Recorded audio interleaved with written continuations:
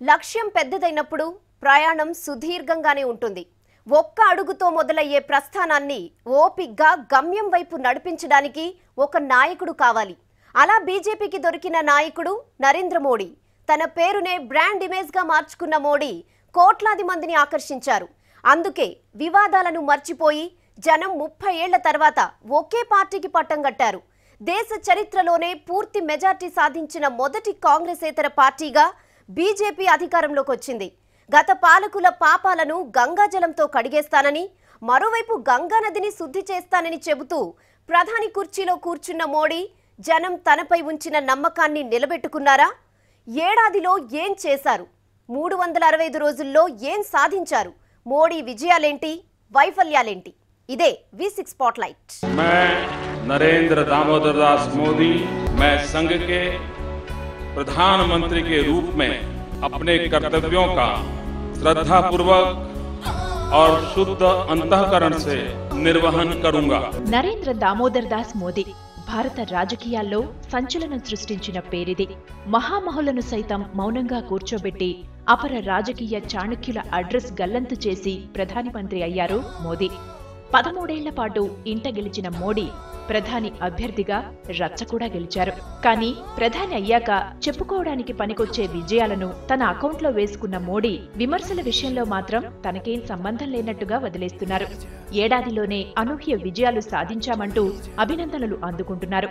వీటితో పాటే సాధించిన ఆరోపణలను తీసుకోవడానికి మోడీ కేబినెట్లో, బీజేపీ ఆఫీసులో ఎవరూ సిద్ధంగా లేరు. మనిషి జీవిత కాలంలో ఒక్క ఏడాదికి పెద్దగా ప్రాధాన్యం ఉండదు. కానీ 5 ఏళ్ల ప్రభుత్వానికి ఏక్ సాల్ చాలా విలువైంది. తనకు జనమిచ్చిన అవకాశంలో 20% మోడీ ఖర్చు పెట్టారు. కానీ కోటి ఆశలతో అందలమెక్కించిన ప్రజలకు ఏదో ఒకటి చేస్తారన్న నమ్మకాన్ని కూడా ఏడాదిలో కలిగించలేకపోయారని విమర్శిస్తున్నాయి విపక్షాలు.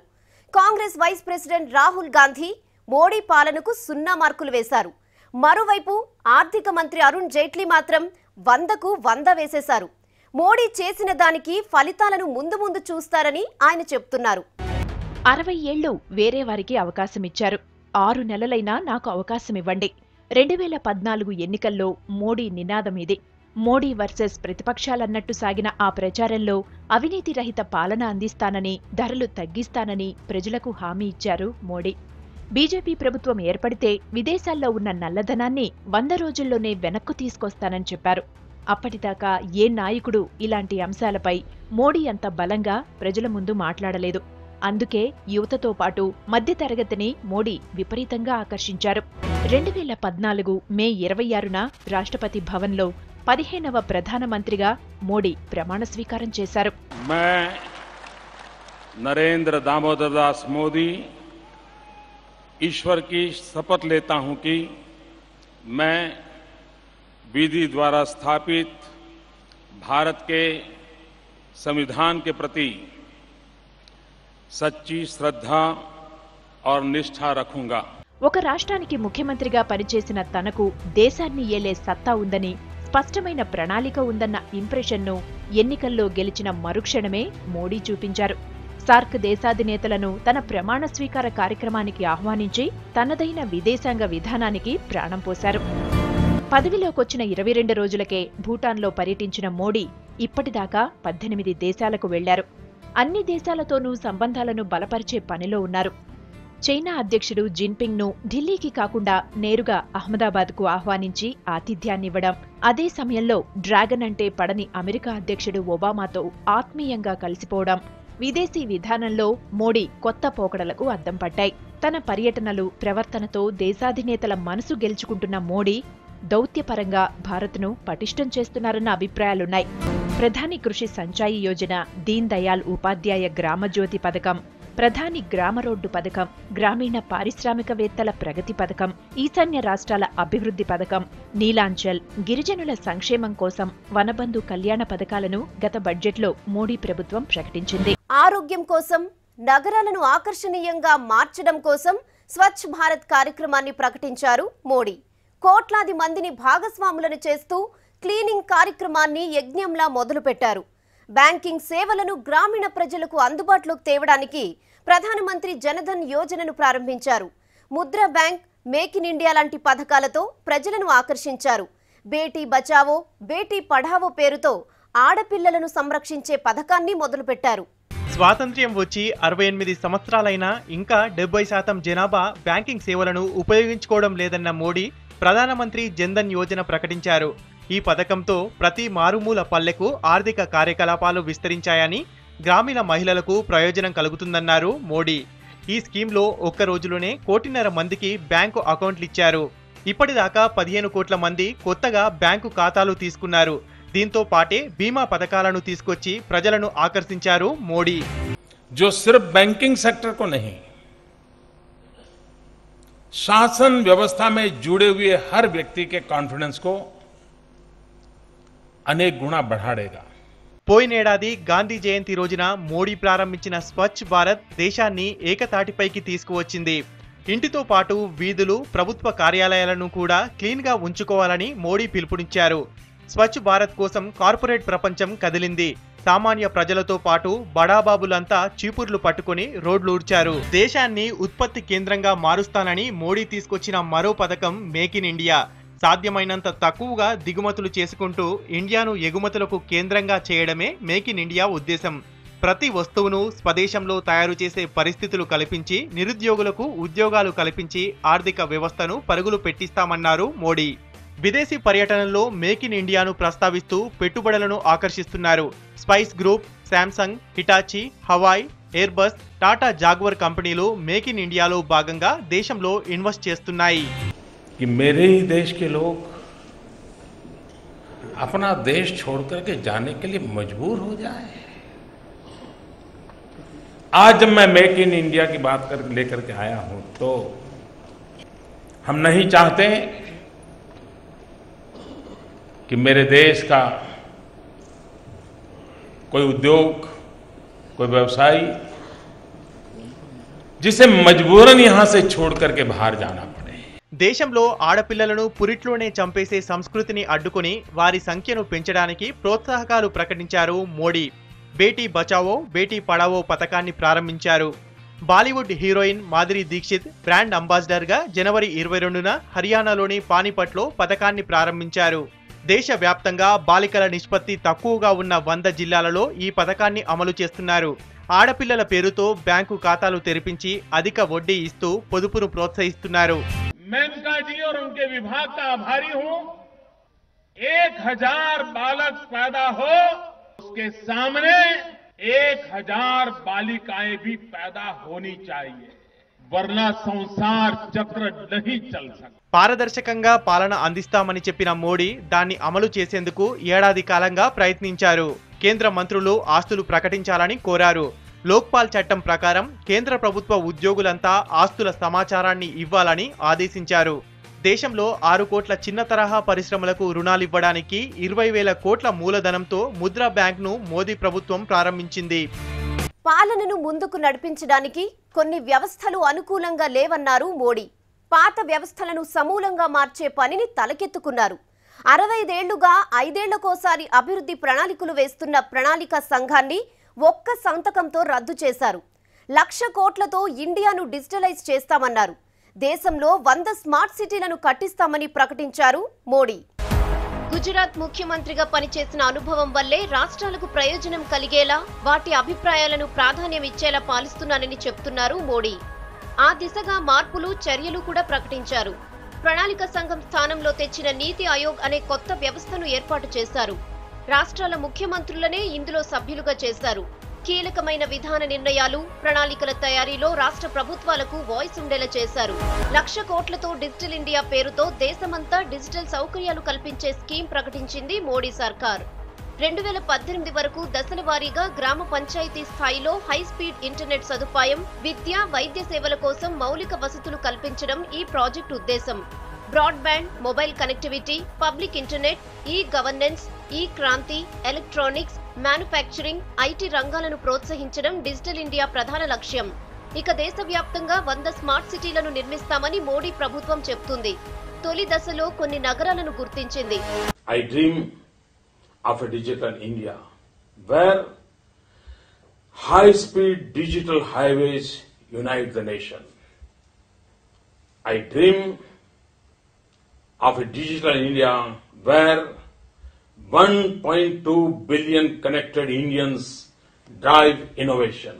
దౌత్యపరంగా మోడీ ఒక్క ఏడాదిలోనే ఎన్నో విజయాలు సాధించారు. అందులో ప్రధానమైంది బ్రిక్స్ బ్యాంక్. ప్రధాని అయిన కొద్ది రోజులకే బ్రిక్స్ సమావేశాల కోసం బ్రెజిల్ వెళ్లారు మోడీ.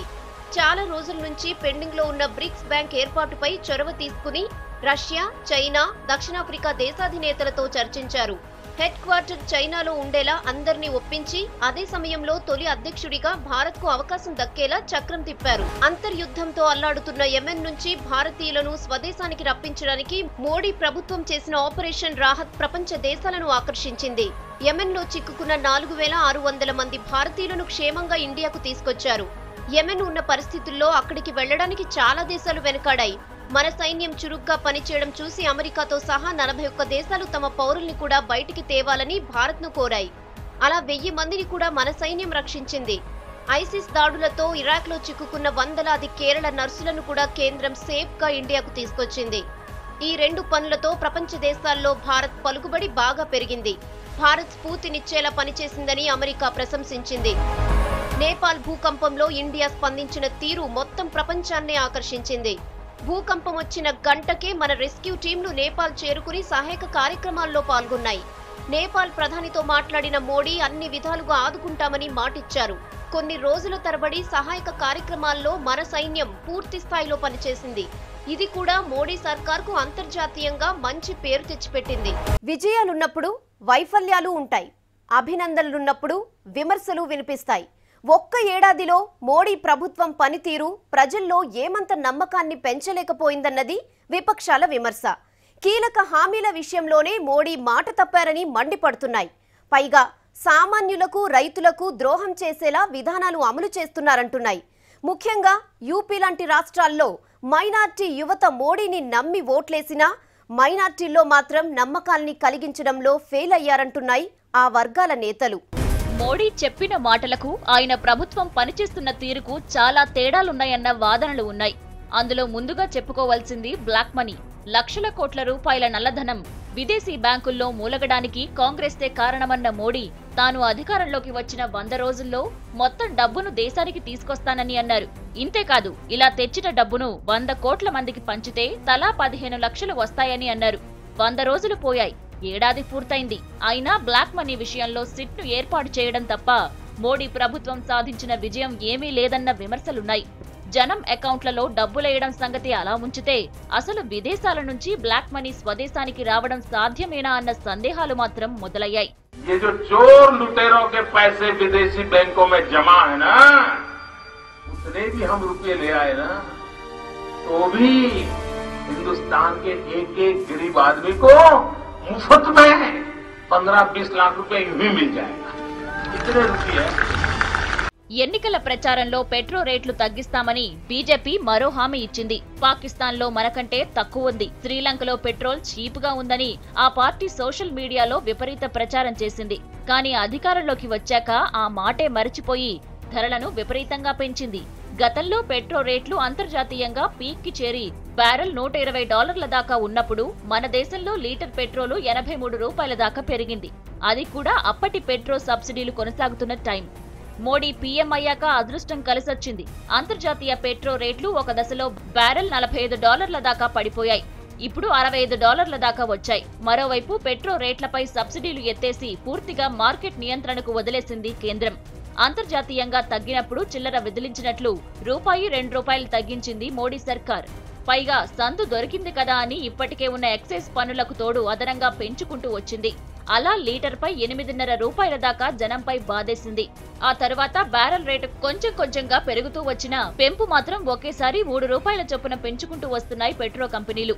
దీంతో బ్యారెల్ రేటు $65 ఉన్నా పెట్రోల్ రేటు మాత్రం $74కు వచ్చేసింది. మార్కెట్ రేటు పేరుతో కంపెనీలు జనాల్ని దోచుకుంటున్నా పట్టించుకోకపోగా ఎక్సైజ్ ఛార్జీలు పెంచి మరింత భారం పెంచేసింది మోడీ సర్కార్. ఎందుకిలా చేయాల్సి వచ్చిందో జనానికి వివరణ ఇవ్వలేదు.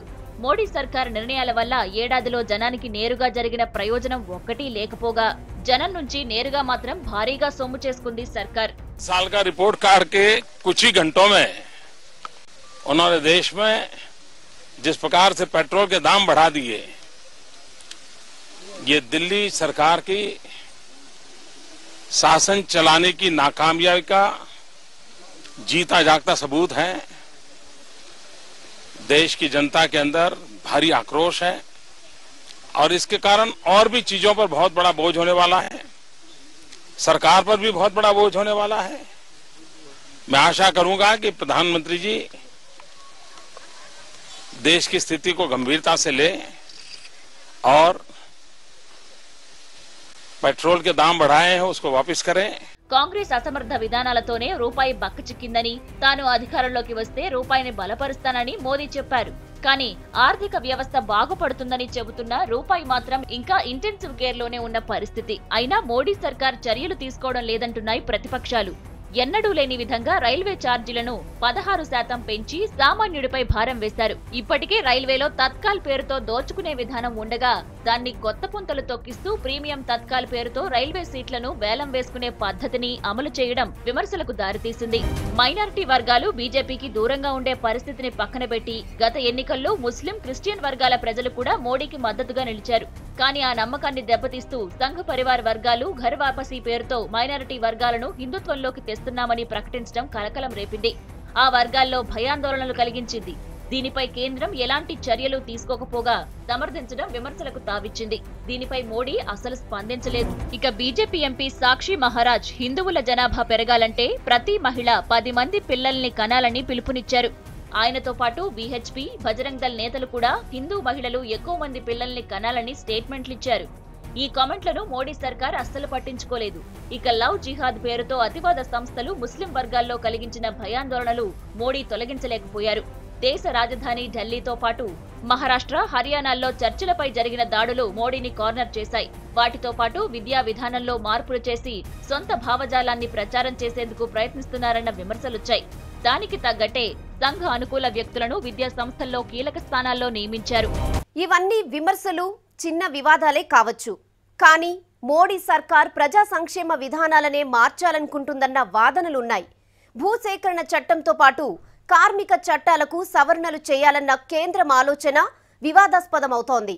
ఇక తిరుగులేని గెలుపుతో జోరు మీదున్న మోడీకి ఢిల్లీ ఫలితాలు బ్రేకులేశాయి.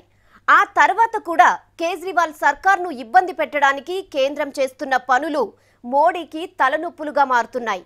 మేక్ ఇన్ ఇండియా స్ఫూర్తికి మోడీనే తూట్లు పొడుస్తున్నారన్న విమర్శలున్నాయి. ఇందుకు రాఫెల్ యుద్ధ విమానాల ఒప్పందమే సాక్ష్యం. ఫ్రాన్స్ నుంచి విమానాలు దిగుమతి చేసుకుంటూ మేక్ ఇన్ ఇండియా అంటే విలువేముందని ప్రతిపక్షాలు విమర్శిస్తున్నాయి.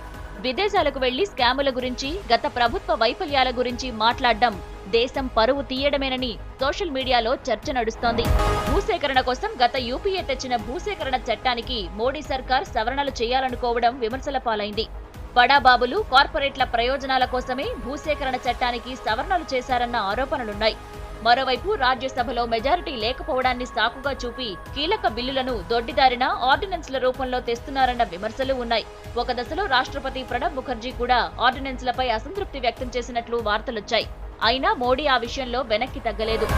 చట్టాలను సవరించే పనిలో మోడీ బిజీగా ఉన్నారు. వరకట్న నిషేధ చట్టంలోని సెక్షన్ 498A సవరణ చేసే ప్రతిపాదన కూడా వివాదాస్పదమవుతోంది. శిక్ష లేకుండా జరిమానాతో నిందితులను వదిలేసే ప్రతిపాదన బెయిలబుల్ కేసుగా మార్చాలన్న ఆలోచనపై మహిళా సంఘాలు మండిపడుతున్నాయి. విదేశీ పెట్టుబడులు రాకపోవడానికి కార్మిక చట్టాలు కూడా కారణమంటున్న మోడీ సర్కార్ వాటిని సవరించడానికి సిద్ధమైంది. దీంతో ఉద్యోగ భద్రతతో పాటు ప్రయోజనాల విషయంలో కార్మికులు తీవ్రంగా నష్టపోతారని యూనియన్లు వాదిస్తున్నాయి. అందుకే మోడీ నిర్ణయంపై ఆందోళనకు సిద్ధమవుతున్నాయి. మోడీ అధికారంలోకి వచ్చినప్పటి నుంచి దేశంలో 7,000 మంది రైతులు ఆత్మహత్యలు చేసుకున్నారు. వాతావరణ మార్పులు, అప్పులతో నిరాశలో ఉన్న అన్నదాతకు స్ఫూర్తినివ్వడంలో మోడీ సర్కార్ విఫలమైందన్న విమర్శలున్నాయి. మరోవైపు విపత్తుల్లో పంట నష్టాలను 33% ఉన్నా పరిహారం ఇవ్వడం, పరిహారాన్ని 50% పెంచడం లాంటి నిర్ణయాలతో రైతులకు మేలు చేస్తున్నామని చెబుతోంది మోడీ సర్కార్. కానీ ఆత్మహత్యల్ని నివారించేలా స్పష్టమైన చర్యలు తీసుకోలేదన్న విమర్శలకు మాత్రం సమాధానం లేదు.